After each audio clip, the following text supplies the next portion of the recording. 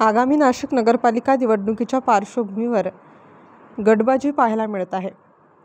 गोडसे भाजपा प्रवेश करणार याची चर्चा रंगताना पाहायला मिळाली. हेमंतप्पा गोडसे यांनी शिवसेना शिंदे गटावर नाराज झाल्याचे पाहायला मिळाले.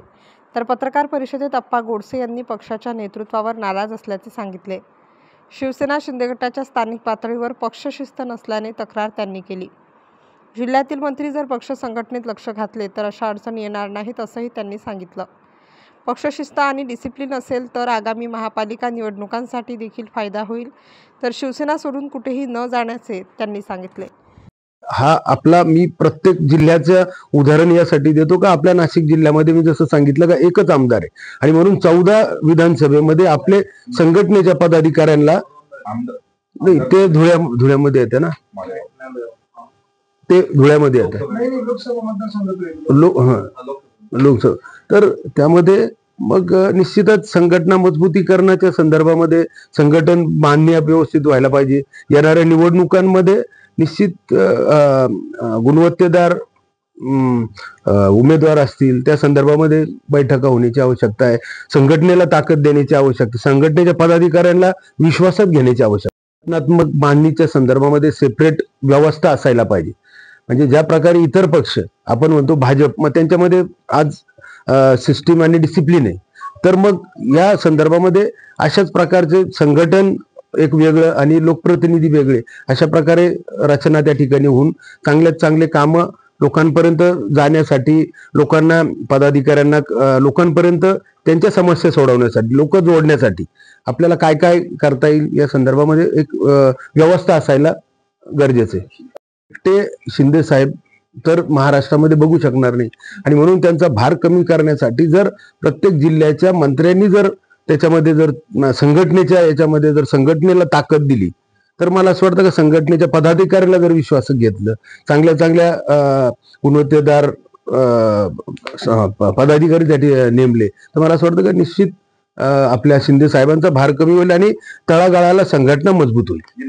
आदरणीय शिंदे साहेब निश्चितच ज्या प्रकारे ते काम करत आहे, परंतु हे एकटे माणसांनी करण्यापेक्षा ज्या त्या जिल्ह्याला जे काही मंत्री दिलेले त्यांनी जर त्या त्या जिल्ह्यांमधल्या संघटनेमध्ये पदाधिकाऱ्यांच्या कामासाठी जर लक्ष घातलं तर मला असं वाटतं का प्रत्येकाचा भार कमी होऊन संघटना अधिक मजबूत त्या ठिकाणी होणार. नाही, मी पक्षश्रेष्ठींवरती कुठल्याही प्रकारची आपली नाराजगी नाहीये. खरं तर आपल्या राज्याचे माजी मुख्यमंत्री आदरणीय शिंदे साहेब यांनी अतिशय उत्कृष्ट काम या ठिकाणी महाराष्ट्राच्या जनतेच्या सेवेसाठी या ठिकाणी केलेलं आहे आणि म्हणून आपली नाराजगी पक्षश्रेष्ठींवरती त्या ठिकाणी नाही.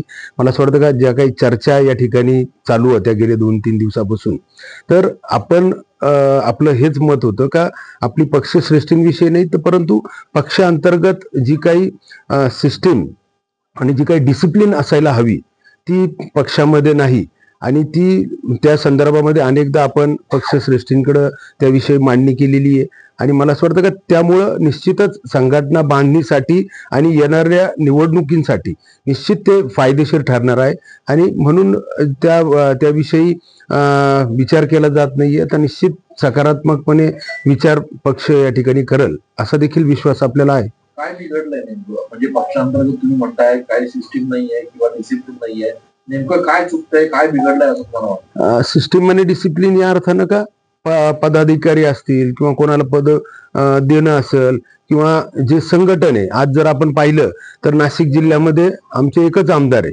शिवसेनेचे आणि मग इतर 14 तालुका विधानसभा आहेत. मग त्यामध्ये जी काही संघटना आपल्याला उभी करायची तर त्या संदर्भामध्ये संघटनेच्या पदाधिकाऱ्यांच्या नियुक्तीचा विषय असेल किंवा इतर जे काही संघटनेच्या पदाधिकाऱ्यांची जे काही कामं असतील किंवा लोकांपर्यंत पोहोचवण्यासाठी जी सिस्टीम इतर पक्षांमध्ये राबवली जाते तशा प्रकारे आपण त्यावरती आपण करायला पाहिजे जेणेकरून येणाऱ्या निवडणुकीमध्ये त्याचा. स्टार न्यूजसाठी मोहसिन पठाण, नाशिक.